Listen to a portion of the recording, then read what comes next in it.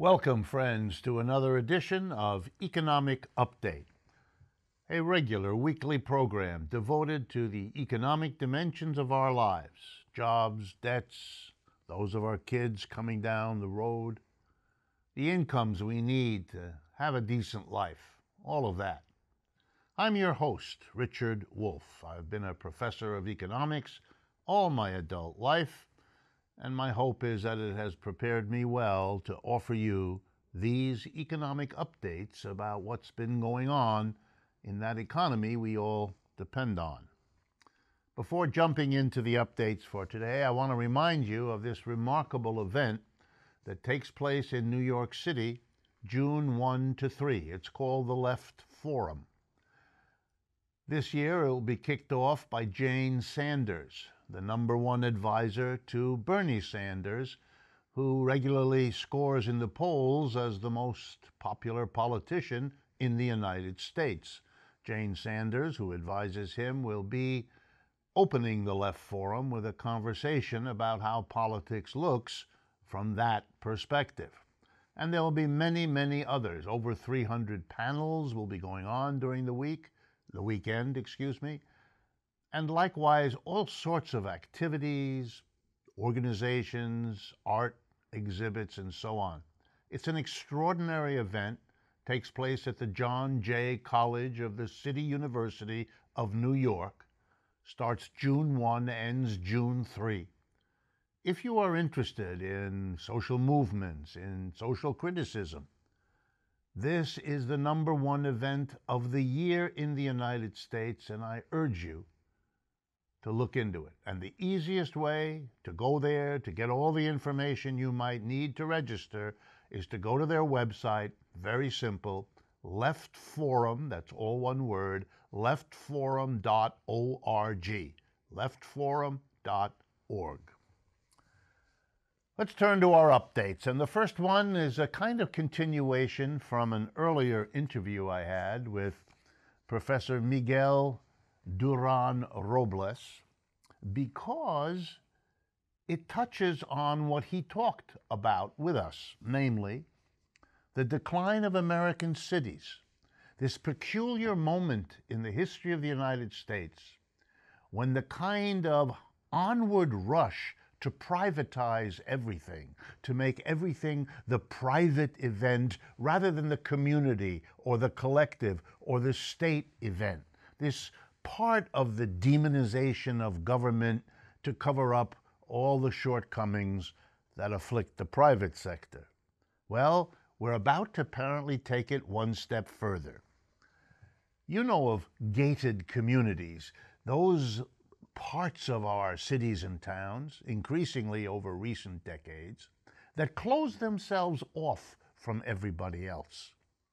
They begin to have their own water system, sometimes their own schools, their own policing, their own, you get the picture. Well, we're about to take it one step further.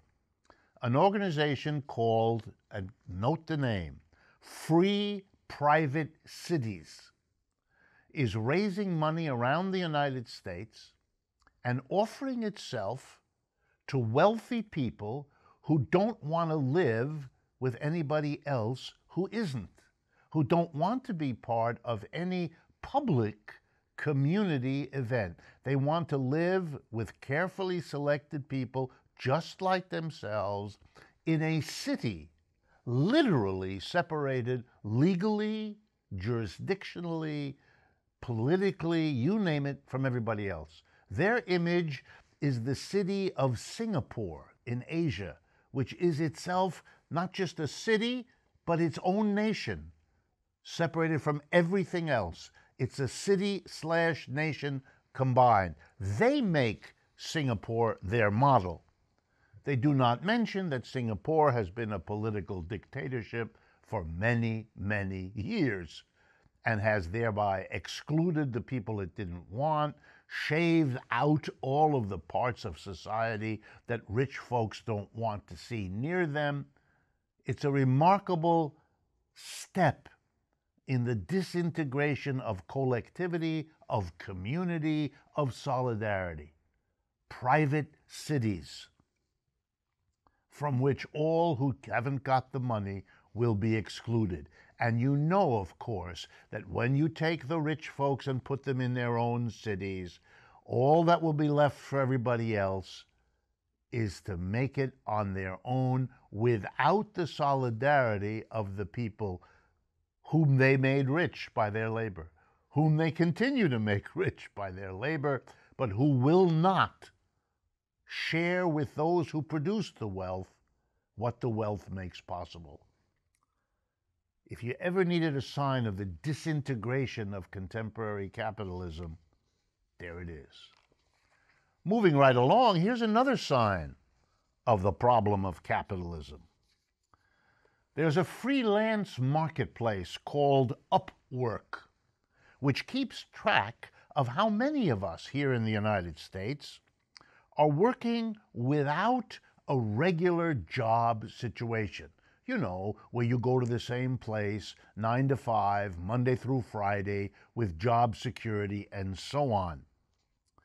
Here's what their research came up with, which I wanted to share with you. There are now, according to Upwork, 57 million U.S. freelancers.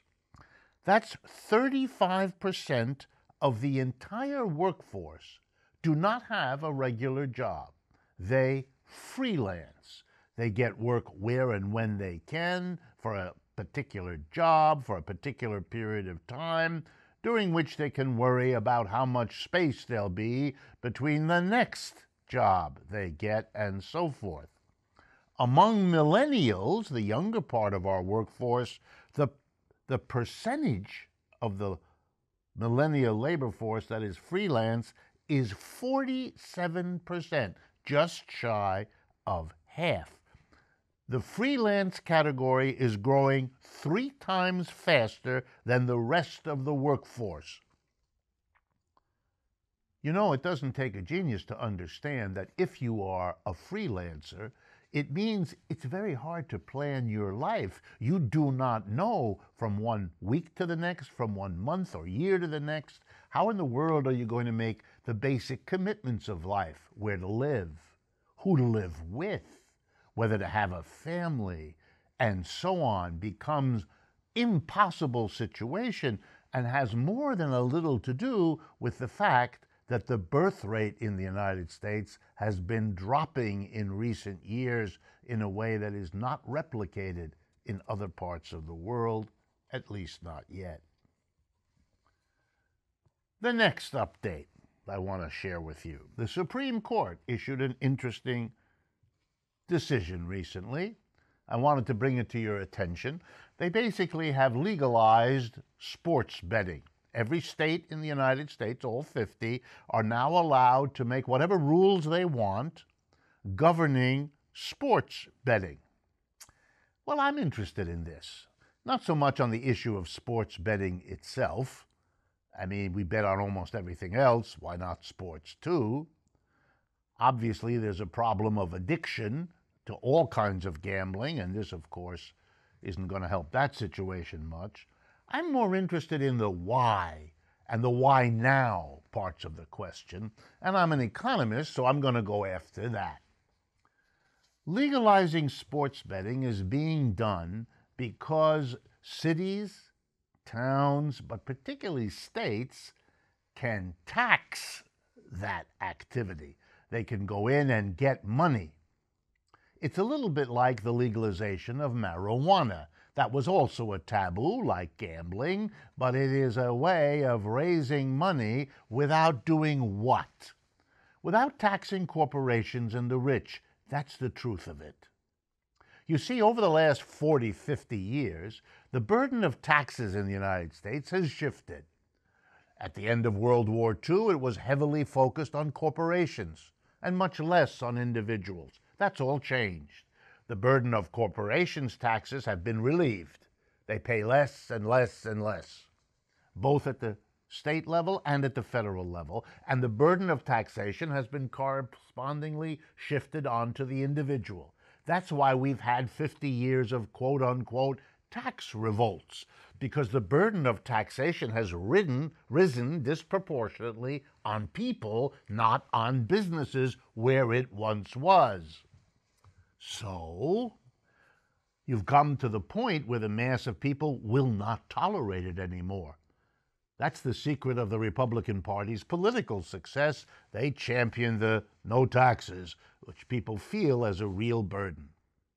Not only that, taxes have also been shifted from high-income individuals to middle and low ones, so that if you take the whole 50 years, the last 50 years together, the burden of taxation has been shifted from corporations to individuals and from rich individuals to the middle and the bottom. No wonder everybody's freaked out about their taxes. Well, then how are you going to run the community needs that we have? The schools, the police, the fire, the parks, you know, the things that make communities what they are. And the answer is, sooner or later, we're going to have to tax the corporations and the rich who have gotten away with being tax evaders for half a century. And they know it.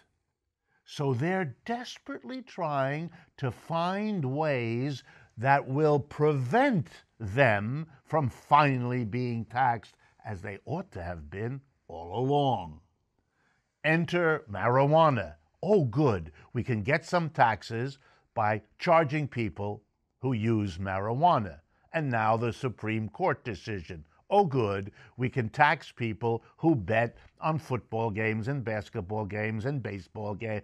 Anything in the world, even violating old religious and other kinds of cultural commitments of the United States.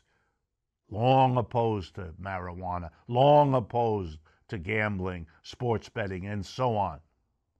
Many of you will remember the enormous scandals that have come up as points were shaved in games to make money for people who gambled on them.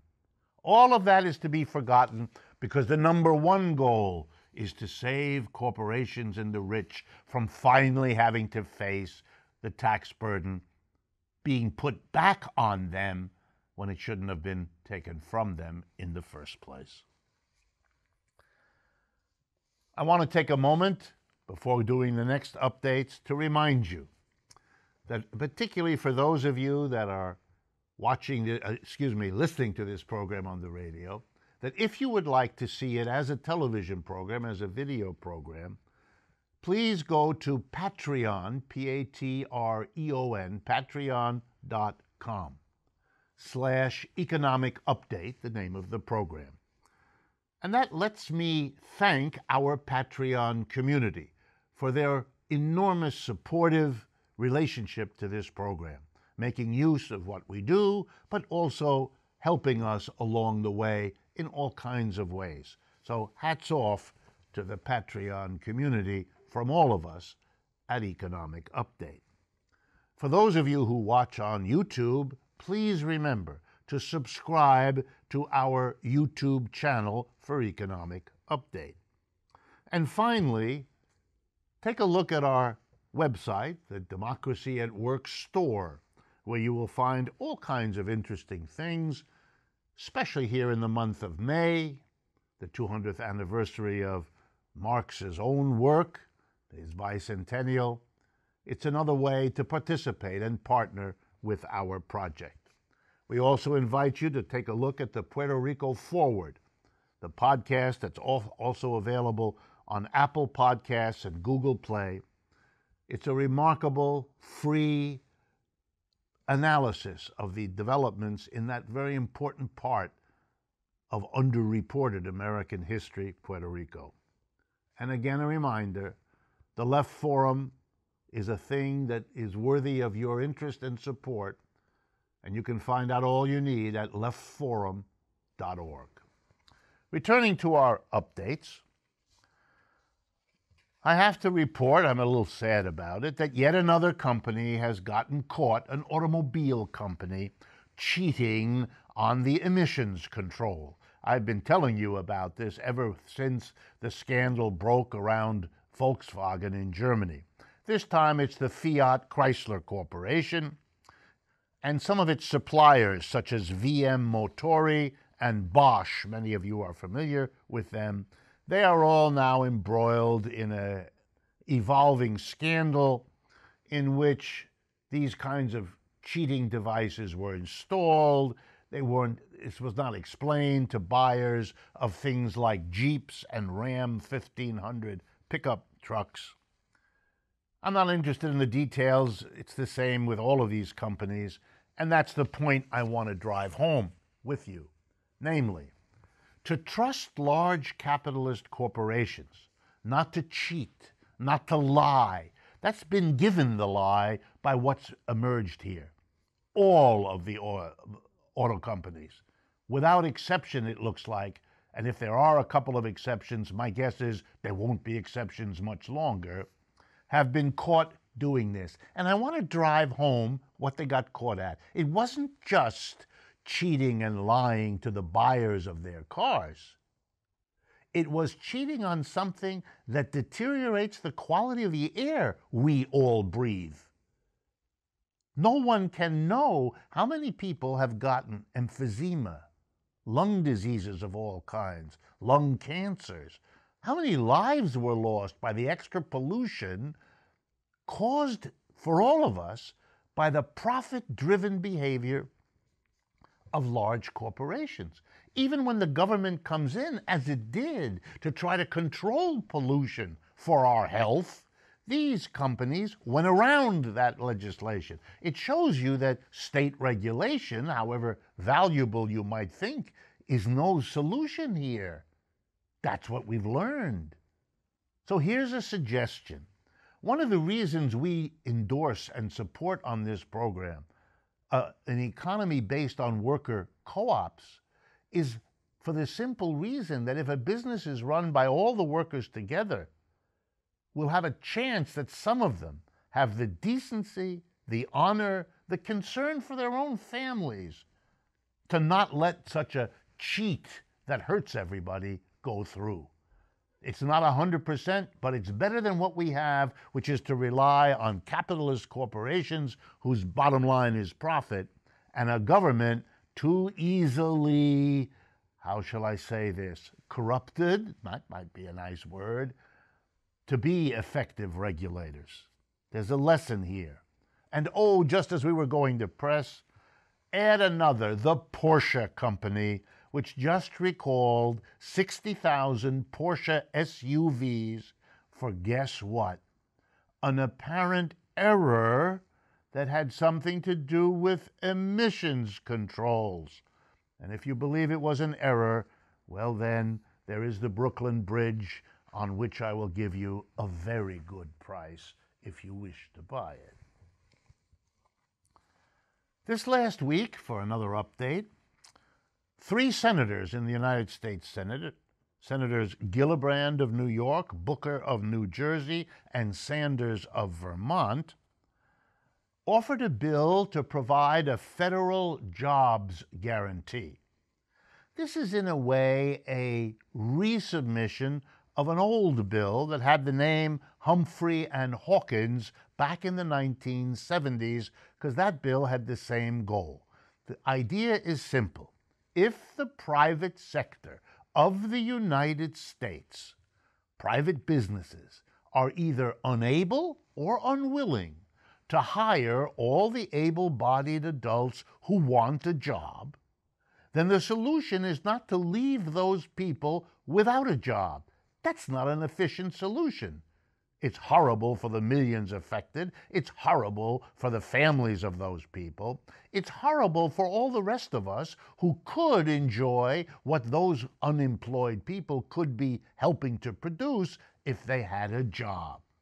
Franklin Roosevelt, with the support of the Congress back in the 1930s, responded to this situation by saying, okay, if the private sector either can't or won't, we, the government, will. We will provide a job guarantee. We'll give everybody a job.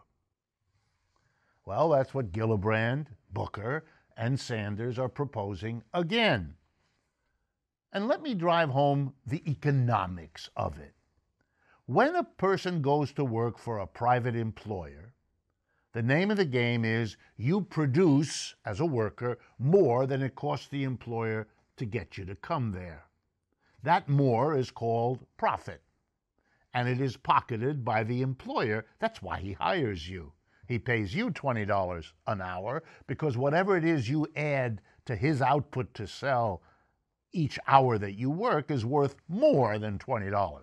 So he sells it, gets, let's say, $25, pays you the $20 he owes you for your labor, and keeps the other $5. You produced it, you just don't get it. Who gets it? The owners of the business, who divide it up amongst themselves, pay off the big executives. You know the story. Well, if you don't do that, suppose the government comes in. The government hires you, pays you, let's say, the same $20. You produce $25 per hour for the $20 you get. Now, who gets the extra $5? Well, there are no employers in the private sense, so the government takes the money. And what does the government do with the money? The answer is it provides public services. Or it can lower everybody's taxes because it doesn't need to tax us since it's picking up the profit that is being produced by all those public employees. We, the people, win. We win by having unemployed people be productive. They win because they have decent jobs, can keep their homes, and all the rest. And then we win again because the profits of workers in the public sector can reduce our taxes or provide more funds for public services. Not to do that is a strange decision and depends only on the political muscle of private enterprises. They don't want it. And you know why?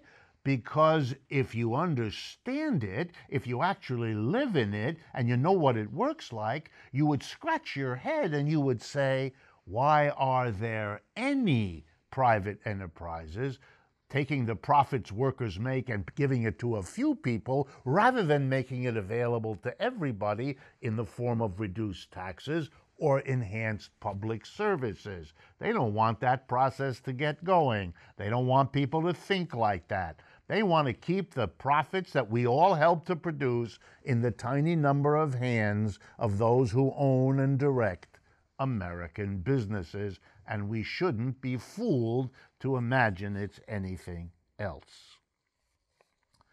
Next update. The Catholic University in Washington, D.C. is moving forward, it was announced, with its plan to, and I'm quoting now, enhance the university's prestige and control its costs. And the way it's going to do that is it's going to be firing tenured professors. Now, I should explain. When you get what's called tenure in the teaching profession in the United States, it basically means that you cannot be fired.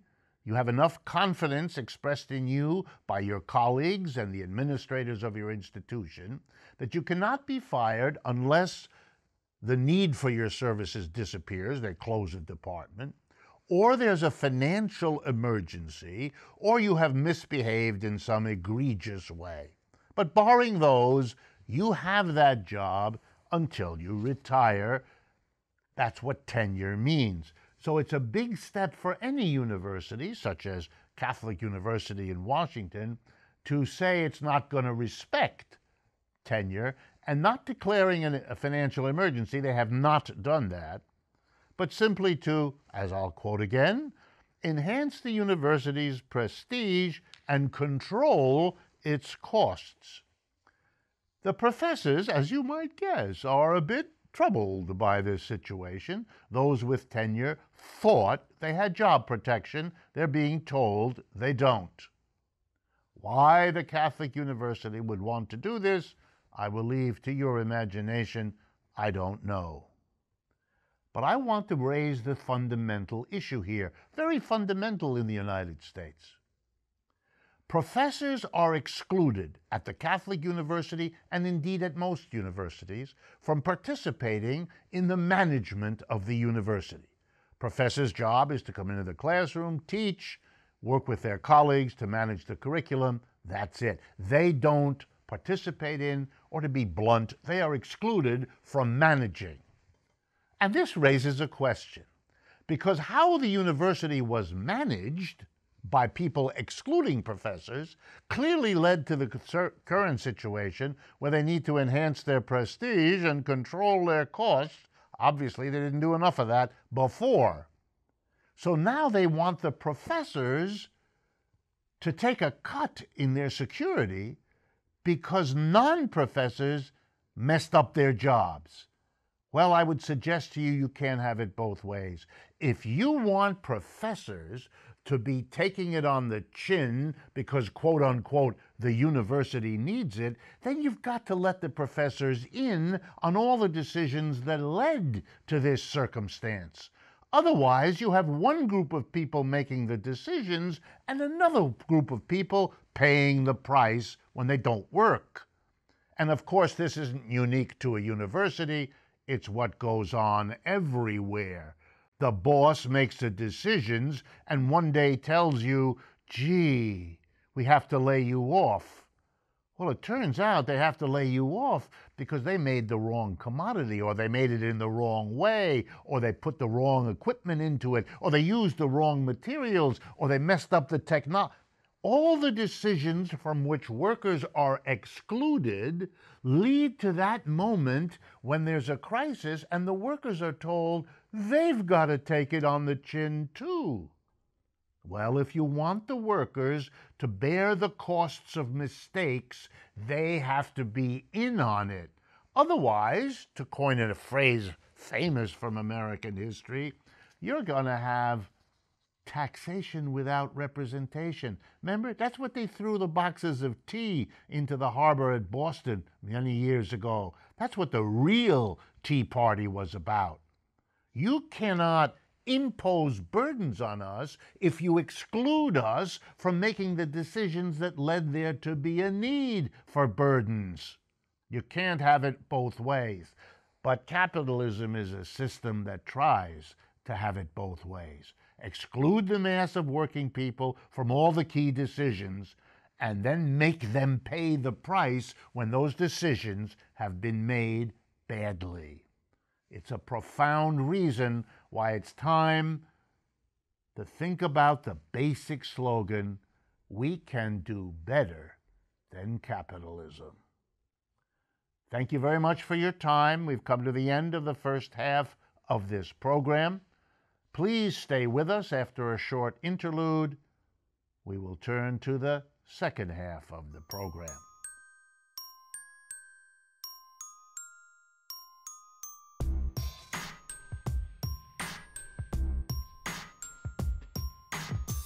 Welcome back, friends, to the second half of Economic Update. It is with real pleasure that I welcome to our program a friend of mine, someone I work with from time to time, and each time I'm glad I have the opportunity. His name is Chris Hedges, and my guess is many of you know his work already.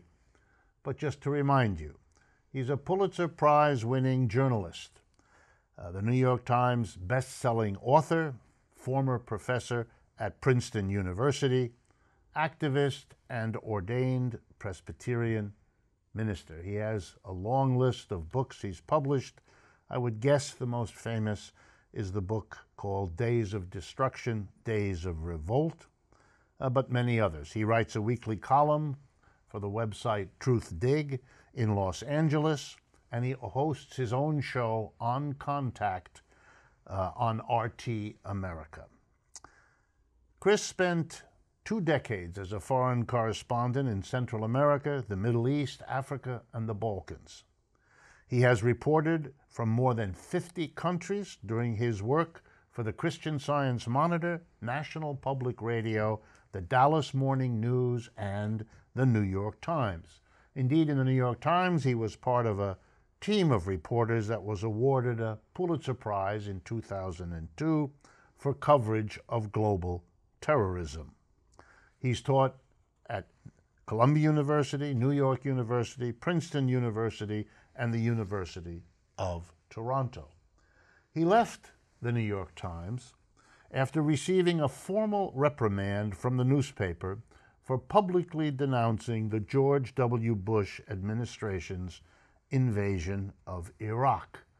Given everything at the time and since, this would be a badge of honor if there was honor involved in any of this. So it is with great pleasure that I welcome you to Chris and Chris to the audience. Thanks. Thanks for coming, Chris. So let me jump right in. We are experiencing extraordinary levels of inequality in the United States, instability, change, turmoil, and now on top of it, the Trump administration's imposition of an extreme right-wing agenda. Do you believe, and I know you travel a lot, you talk to a lot of people, are we approaching a kind of tipping point, crisis point? Do you have a sense of an impending explosion or implosion as the end game of all of this? Yeah, but Trump is not the genesis of our problem.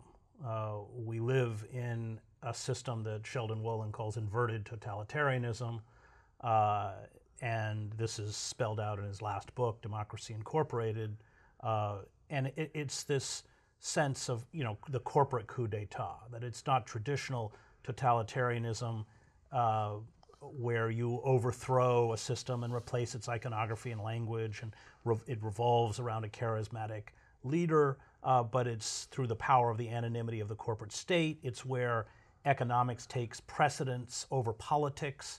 Fascism, for instance, politics would take precedence over economics. And so the facade is like the late Roman Republic. The facade remains. I mean, the Senate under Augustus is still, in theory, operating. The Senate operates under Nero, Caligula, Commodius, all of the late, Commodius kind of reminds me of Trump. And so Trump is the product of a failed democracy. Trump is the product of a system that has been seized by a tiny corporate cabal and administered by mandarins or courtiers in the Republican and Democratic Party. So Trump is the symptom, not the disease. He's what dysfunctional societies always cough up. And I covered the war in the in the former Yugoslavia, and you saw in the late 1980s the economic collapse of Yugoslavia, in part fueled, of course, by the international banking that wouldn't allow them to restructure their loans. Tito had taken out massive loans that everyone knew he could never repay, but he was useful as a buffer state. So you had hyperinflation, huge factory closures, in essence deindustrialization, and you vomited up these figures like Slobodan Milosevic or Franjo Tuđman or others. And that's where we are. So Trump is extremely dangerous, not because he has any ideology. He has none. But within that ideological vacuum, you are watching the Christian fascists, the Christian right, essentially fill or create an ideological system that Trump is very willingly serving. And they have a base. They have, Liberty University and TBN and I speak as a seminary graduate and now an ordained Presbyterian minister. I didn't use the word, I wrote a book called American Fascists, the Christian Right and the War in America. I didn't use the term fascist lightly. They are heretical. They are Christian heretics. They did what the German Christian church did under the Nazis, which is fuse the iconography and language of Christianity with the iconography and language of the state, or in the case of the Nazi Party. So what we are waiting for, and what we're going to get, people like you speak about it, is at some point another financial meltdown. This time around, they don't have plan B because they can't lower interest rates anymore. They're already at zero. I mean, we had cases in Europe where they were actually negative. They would pay you to borrow money. And at that point, I mean, these societies that devolve into these monstrosities as we saw in Yugoslavia or as we saw in Weimar. They need a crisis of that magnitude. And then what I worry is that we bring up that's when the political freaks really come out.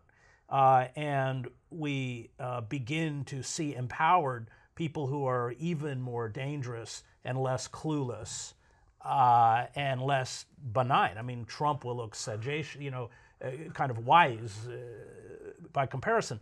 And this is why Noam Chomsky, I think correctly, says don't be careful wishing for the impeachment of Trump because Pence is worse, and he's right. Let me jump a little bit. This word fascism gets used lightly, easily. You just said you didn't do that.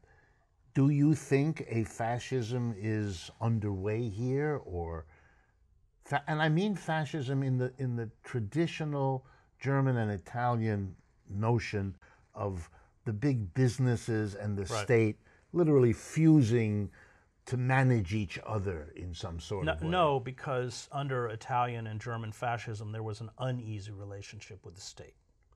So when the Nazis came to power, and I would argue that, Wall Street, they find Trump an embarrassment. How can you not find him an embarrassment? And yet he did do what the fascists did, both in Italy and Germany, is they went straight to the centers of power and said, what do you want? And what they wanted was destruction of Dodd-Frank, not that it's particularly useful, massive tax cuts, which they got, and deregulation of everything, the fossil fuel industry, the financial industry, and that's what Trump gave them. And then the military. He gave them a 10% budget increase, even though they never asked for it. And he gave them carte blanche to run our overseas military projects. And that's, you look back, I don't want to call Trump Hitler because he's not. They're very different. But Hitler did the same. I mean, the Wehrmacht couldn't stand the brown shirts. And so he got rid of the brown shirts. Krupp, I.B. Farben, very uneasy with the Nazis. But I think that power now, Trump doesn't come from a party, the way the Nazi party or the way the black shirts were in Italy. So it's different. Power really does rest now completely in the hands of corporate America. And so the proper term is probably Sheldon Wollin's inverted totalitarianism, but it's, I would argue, a species of fascism. And I talked to Wollin before he died, and Wollin said that the great kind of the way you buy off the populace is through cheap consumer products produced in sweatshops overseas and access to easy credit. Well, that access to easy credit is gone, partly because of the trillions in bailouts. The money does have to be paid back, even though it's 0% interest. And of course, they do it by forcing us into debt peonage. So your credit card is late. Next thing you know, you're paying 28% on it. It's all the medical costs, all the ways they have to extract money from us. So the danger, I think, that we face comes when that debt bubble implodes. Student debt is over $1 trillion, and eventually it implodes. Well over, and then the rage is already powerful. And I should throw in that, we're watching the Democratic Party commit political suicide by refusing to address the issues that gave rise to Trump and the insurgency of Bernie Sanders. And so the Democrats are worrying about messaging instead of worrying about social inequality, chronic unemployment and underemployment, student debt, a collapsing corporate-run healthcare system, which no one can afford. They won't address any of them.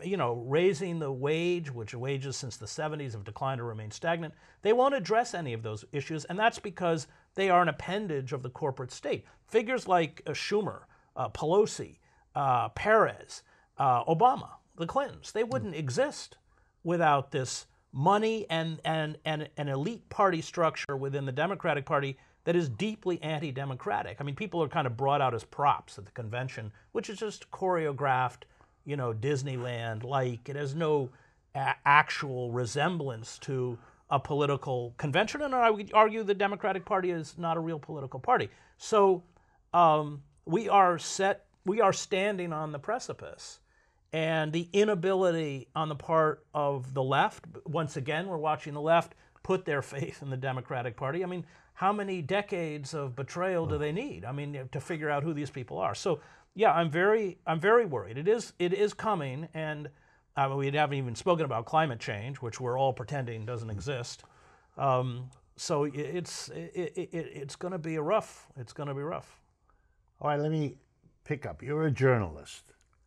What role in all of this is played by the mass media in the United States? Is there any opposition within them that you see or that you see emerging?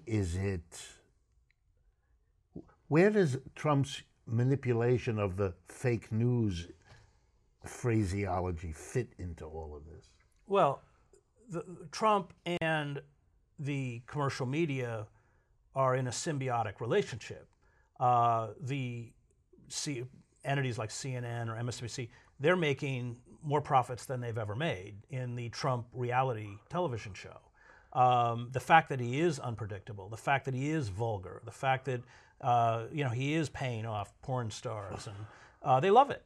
And so they function as courtiers in Versailles, gossiping about the proclivities and habits of the monarch. Let's take Louis XIV because he was worse than Louis XVI,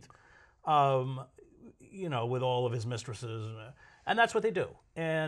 But you have a majority of this country that is suffering in real pain, and I would argue being oppressed by the very institutions that Trump attacks.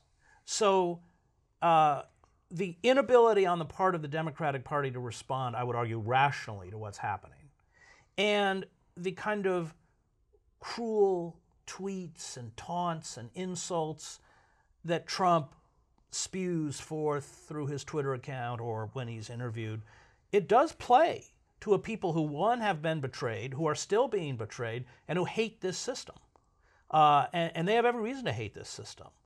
And the failure on the part of progressives or the left to run a counter-narrative, and I would argue that's what happened after the 1929 crash in Weimar, because everyone forgets, although the Social Democrats were in power, what did they do? They imposed austerity. They stopped paying unemployment insurance. The Nazis were polling in single digits in 1928. By 1930, they had, a third of the Reichstag. Pushing to the half in the popular vote. And then they had the communists and the Social Democrats who couldn't make a coalition. So, history wasn't, it doesn't repeat itself, but it rhymes. I can't remember who said that, but it does. And Yugoslavia would be another example. So we live in a system of political paralysis whereby all institutions of government and power are directed towards enriching that corporate cabal, which means that they are not responding at all to even the most basic needs and rights of the citizenry. And that is just unsustainable. And when we hit a moment of crisis, an economic, let's call it economic implosion, then you will find the most basic, garbage collection. Just nothing will be, I'm very worried. Tell me about the non-sustainable, because you might have said it 20 years ago, because much of this was already underway. You might have said it with greater intensity 10 years ago. At what point does your unsustainable literally mean that you can't sustain this way of functioning anymore? Is it that you're waiting for this economic downturn to kind of plunge it? I don't want to talk economics with you, but the fatal moment is when the dollar is no longer the reserve currency. So we saw what happened in the 1950s when the pound was dropped as the world's reserve currency. The British economy went into a tailspin.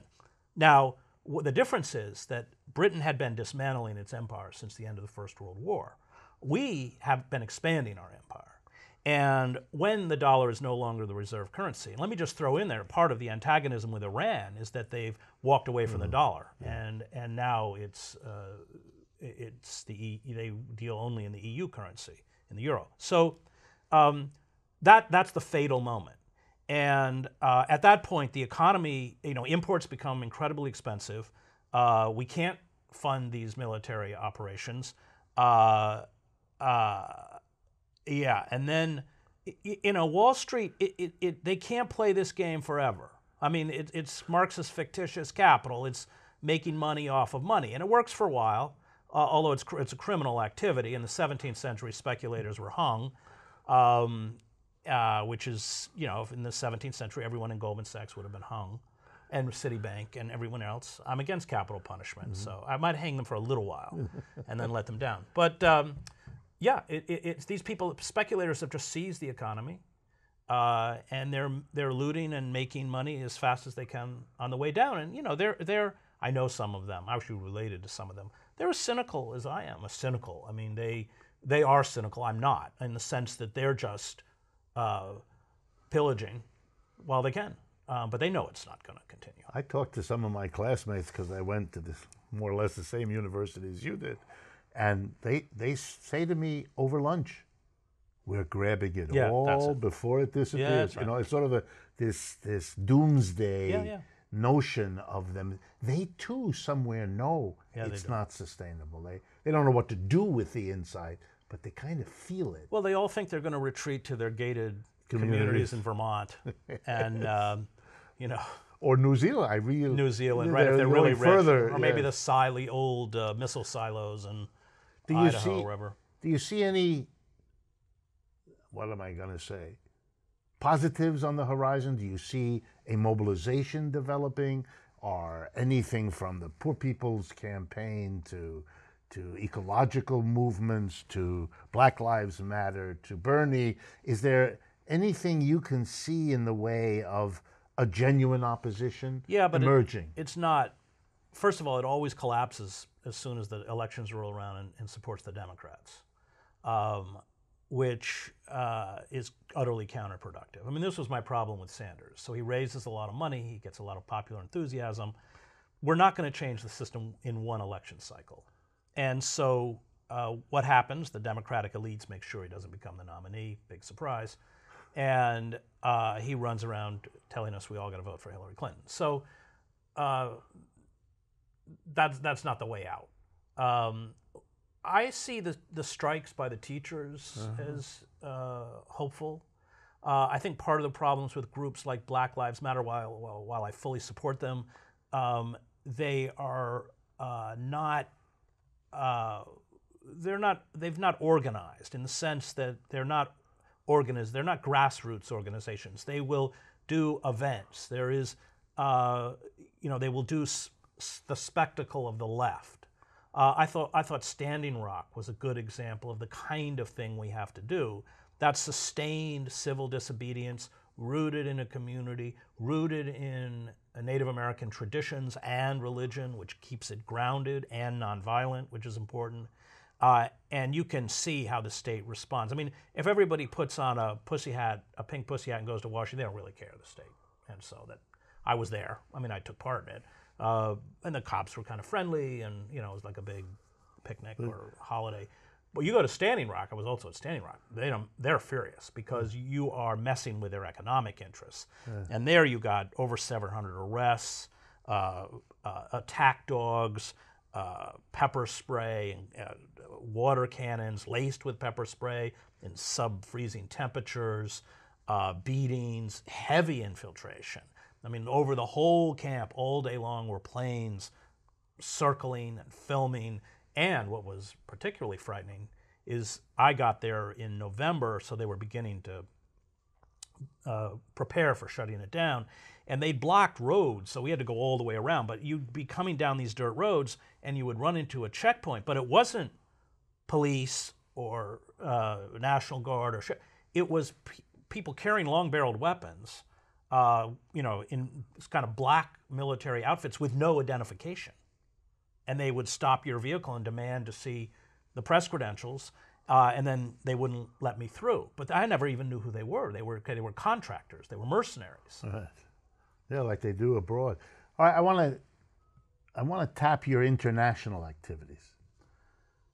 How do you make sense of the on-again, off-again tariffs with China, the off-again, on-again, if I can say it, Iranian manipulations, breaking the treaty? What does this tell us on two particular fronts? Is there a foreign policy here, and what is it in the world, the post-Soviet, post-Cold War? And secondly, isn't there something breaking in the alliance between Europe and the United States that we need to think about? Yeah, I mean, you see it with the destruction of the State Department, because ideologues like Pence or Bolton, who's a very dangerous figure, these are not people who understand how the world works. They don't deal in nuance. They don't deal with complexity. They are linguistically, cultural, historically illiterate. In short, they're idiots. And they run the place with the idiot in chief.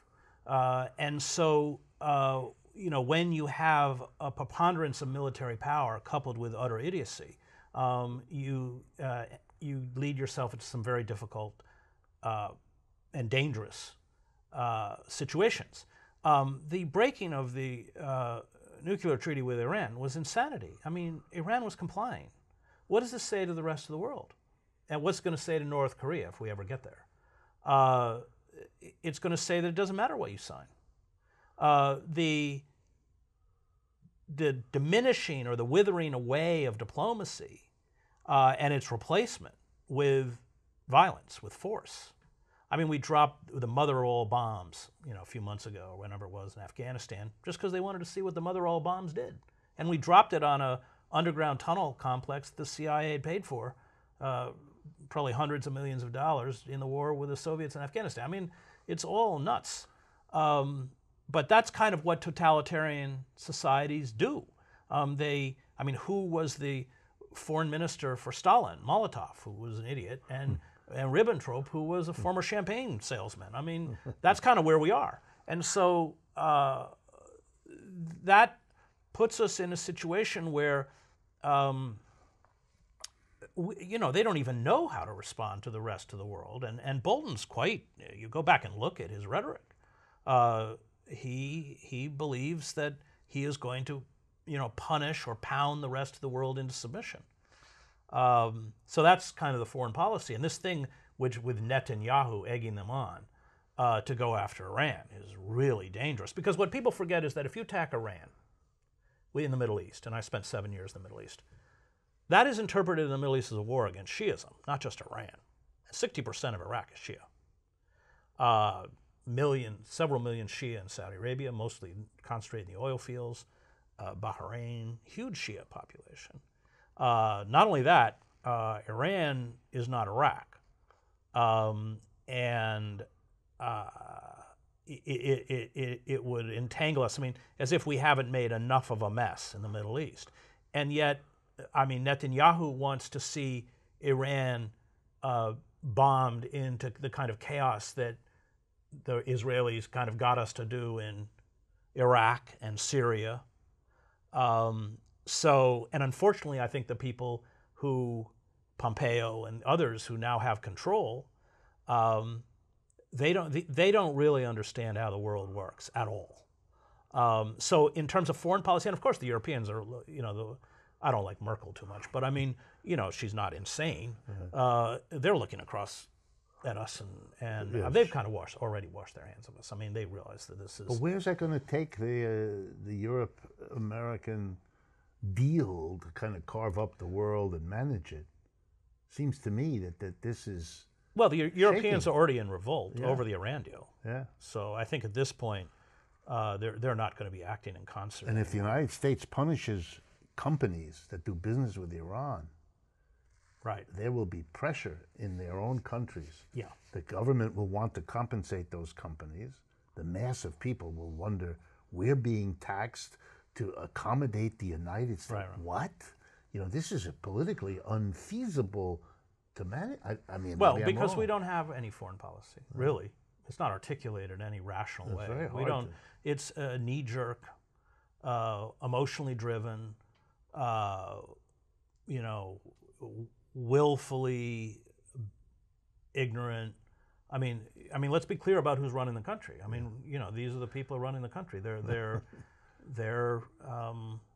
you know, very diminished and impoverished human beings. It's like having Mr. Giuliani run your legal defense. Right, that's right. Well, you know, I kind of wish that on Trump. Yes, I kind of wish he'd have the stick feeling, around. You have your feeling that he's collecting these people.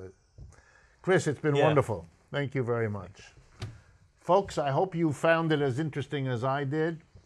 Chris is a remarkable commentator on the American experience from his vantage point, his history, his training, and his philosopher's way of posing basic questions. Please remember to share what we do on this program with those around you, your family, your friends, your coworkers.